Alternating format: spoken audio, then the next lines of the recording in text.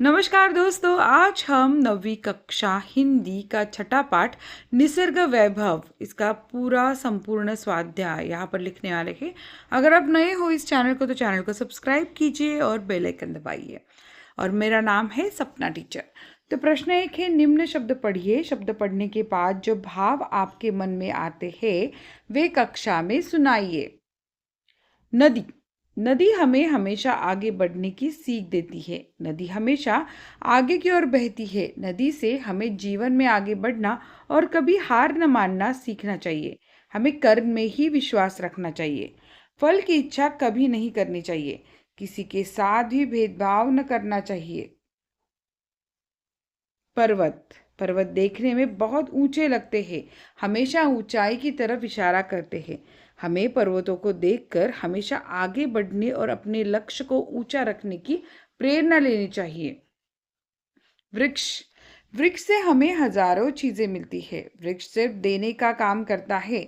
वह सिर्फ देना जानता है, बदले में कोई अपेक्षा नहीं करता।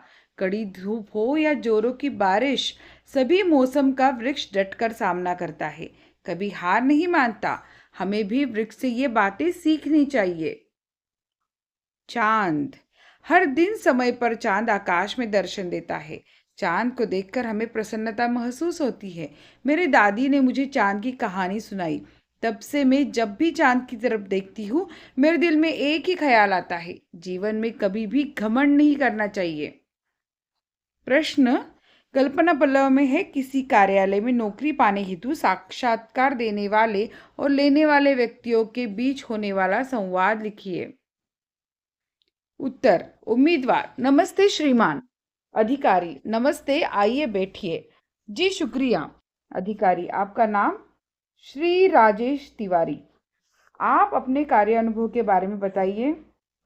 उम्मीदवार, इस समय मैं वेद कंपनी में क्लर्क के पद पर काम कर रहा हूँ। इस पद पर काम करते हुए मुझे 3 वर्ष पूर्ण हो गए हैं। इस प्रकार मेरे पास 3 वर्ष का अनुभव है। अधिकारी, क्या आप बता सकते हैं कि एक आदर्श कर्मचारी की कौन कौन सी विशेषताएं होती है? उम्मीदवार, एक आदर्श कर्मचारी के पास अपने काम के प्रति निष्ठा, लगन एवं मेहनत से काम करने का जज्बा होता है। अधिकारी, यदि हम आपको कंपनी में क्लर्क के पद पर नियुक्त करेंगे तो आप किस प्रकार स्वयं को अन्य कर्मचारियों से श्रेष्ठ साबित कर सकेंगे?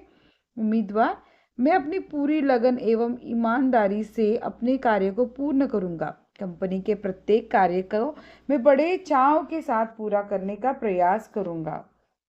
इस प्रकार मैं अपनी मेहनत से अपने आप को अन्य कर्मचारियों से श्रेष्ठ साबित करने का प्रयास करूंगा। अधिकारी, ठीक है, धन्यवाद। उम्मीदवार, धन्यवाद श्रीमान महोदय। पाठ के आंगन में सूचना के अनुसार कृतियां पूर्ण कीजिए। संजाल। कविता में आए प्राकृतिक सौंदर्य के घटक: पुलकित तृणदल, गिरिशिखर, तितलियां, फूलों की ज्वालाएं। ख प्रश्न है, कविता की पंक्तियों को उचित क्रमानुसार लिखकर प्रवाह तख्ता पूर्ण कीजिए। परिचित मस्कन आंगन में अभिशापित हो उसका जीवन, अनिल स्पर्श से पुलकित तृणदल और निश्चल तरंग सी संबित। उत्तर, अनिल स्पर्श से पुलकित तृणदल, निश्चल तरंग सी स्तंभित, परिचित मरकट आंगन में अभिशापित हो उसका जीवन। प्रश्न 2 है, कविता द्वारा प्राप्त संदेश लिखिए। उत्तर, प्रस्तुत कविता के माध्यम से कवि ने मनुष्य के हृदय में प्रकृति प्रेम उत्पन्न करने का प्रयास किया है। प्रकृति में चारों ओर सौंदर्य भरा पड़ा है और उस सौंदर्य की अनुभूति कराने के लिए मनुष्य को प्रकृति की ओर जाना चाहिए। मनुष्य को प्रकृति से हमेशा खुश एवं प्रसन्न रहने की प्रेरणा लेनी चाहिए। मनुष्य को एक दूसरे से नफरत नहीं करनी चाहिए। उसे अपने मन से क्षुद्र भाव को त्याग कर प्रकृति की भांति विशाल हृदय रखना चाहिए। मानव के मन से वैश्विक प्रेम व परोपकार की भावना साकार करना ही इस कविता का उद्देश्य है। प्रश्न 3, कविता के तृतीय चरण का भावार्थ सरल हिंदी में लिखिए। उत्तर, पर्वत जीवन पर बिखरी हुई प्राकृतिक सुषमा का आनंद लूटते समय कवि को सहज एक बात याद आ जाती है। वह यह कि जड़ जीवन में यानी प्रकृति में अपार सौंदर्य भरा पड़ा है, पर मानव जीवन में दुख का भाव क्यों है? उसका मन विषन्नता से भरा क्यों पड़ा है? अंततः कवि मनुष्य को कहता है कि उसे प्रकृति से सीख लेनी चाहिए, उसे मानव प्रकृति का पुनः संश्लेषण विश्लेषण करना चाहिए। देखा जाए तो मनुष्य ईश्वर का प्रतिनिधि है, फिर भी उसका जीवन अभिशापित है, शायद इसलिए कि उसे क्षुद्र अहंकार रूपी भावना ने दिन रात घेरा हुआ है।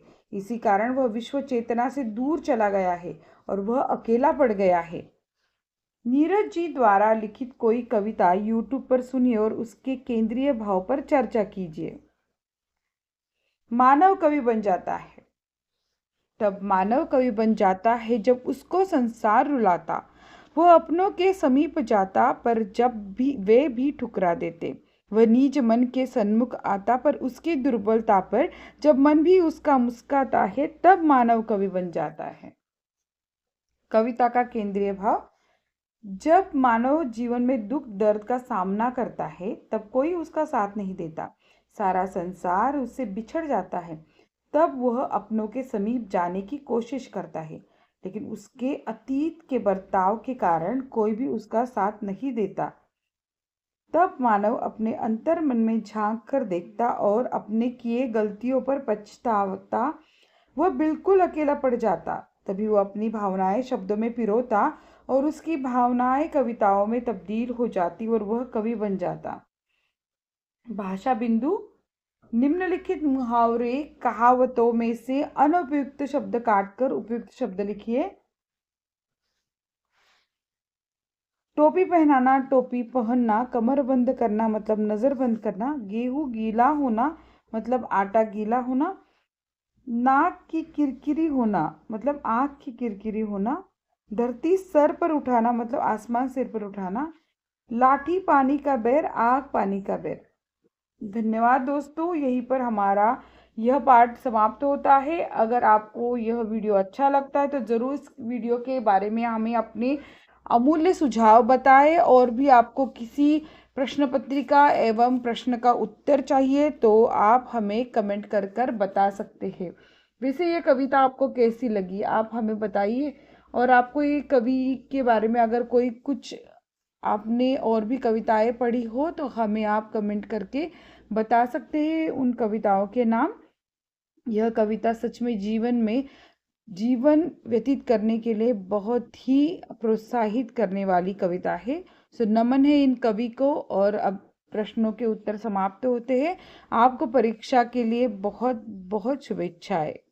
धन्यवाद दोस्तों।